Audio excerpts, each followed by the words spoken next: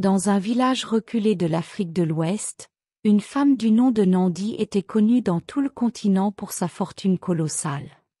Partie de rien, elle avait bâti un empire à partir de l'or et du diamant. Ses demeures luxueuses et ses voitures scintillantes étaient l'envie de tous, mais peu de gens savaient à quel point elle était isolée. Derrière les murs de son immense villa, Nandi vivait seule, entourée uniquement de son personnel. Certains murmuraient qu'elle avait payé un prix terrible pour son immense richesse.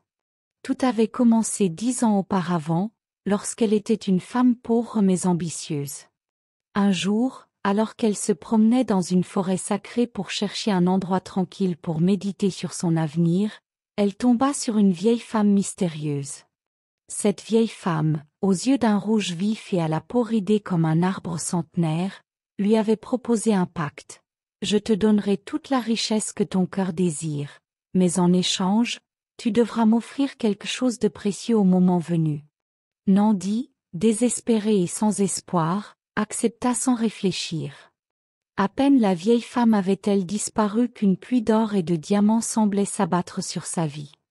Les affaires prospérèrent, les partenaires vinrent de partout, et tout ce qu'elle touchait se transformait en succès. Mais au fond d'elle, un frisson d'inquiétude persistait, car elle ne savait pas ce que la vieille femme viendrait réclamer. Les années passèrent, et Nandi, maintenant multimilliardaire, oublia presque le pacte. Un soir, alors qu'elle rentrait d'une réception dans l'une de ses voitures de luxe, son chauffeur s'arrêta brutalement devant un vieil homme en haillons qui se tenait au milieu de la route. L'homme, avec une voix grave et un regard perçant, lui dit: « Nandi, ton temps est compté. La forêt sacrée ne t'a pas oublié, et ce que tu dois donner est proche. » Avant qu'elle ne puisse répondre, l'homme disparut dans la nuit comme une ombre. Tremblante, elle rentra chez elle, mais cette nuit-là, le sommeil ne vint pas. Quelques jours plus tard, d'étranges événements commencèrent à se produire dans sa villa. Les miroirs se brisaient sans raison, et des murmures semblaient résonner dans les couloirs. Un matin, elle trouva une écriture rouge sang sur le mur de sa chambre. « Es-tu prête à payer ?» Nandi, terrifiée, engagea des prêtres et des exorcistes pour purifier sa maison, mais rien ne semblait arrêter les phénomènes.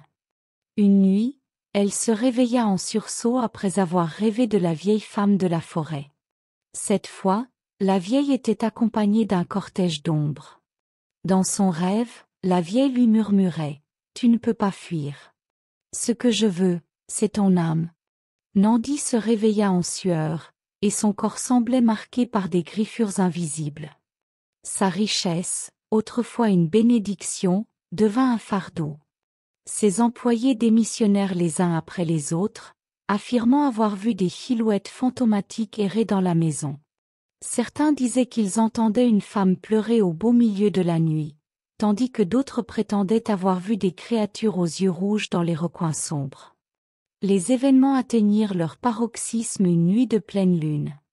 Alors qu'elle tentait de s'enfuir avec l'un de ses gardes du corps, la porte principale refusa de s'ouvrir.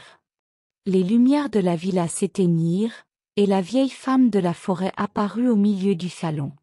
Cette fois, elle n'était pas seule. Derrière elle se tenaient des silhouettes sans visage, menaçantes et silencieuses. « Tu m'as promis quelque chose de précieux, Nandi, dit-elle. Tu as échappé à la pauvreté, mais rien n'est gratuit. » Nandi, pleurant et suppliant, demanda ce qu'elle devait faire pour se libérer. La vieille femme éclata de rire, un rire glacial qui résonna dans toute la maison. « Ton âme ne m'intéresse plus. Ce que je veux, c'est ton sang, pour nourrir la terre sacrée que tu as souillée avec ton ambition. » La vieille femme leva une main osseuse, et Nandi sentit une force invisible l'attirer. Son garde du corps, armé d'un pistolet, tira, mais les balles semblaient passer à travers la vieille sans effet. L'homme fut projeté contre le mur, inconscient. Nandi, acculé, se retrouva face à la vieille femme. Cette dernière tendit une dague noire, gravée de symboles anciens, et murmura: « C'est à toi de décider. Si tu ne te sacrifies pas, ton empire et tout ce que tu aimes périront. » Horrifié, Nandi refusa. Mais dès qu'elle prononça ces mots, sa maison commença à s'effondrer autour d'elle. Les murs se fissurèrent, et une obscurité dense envahit chaque pièce.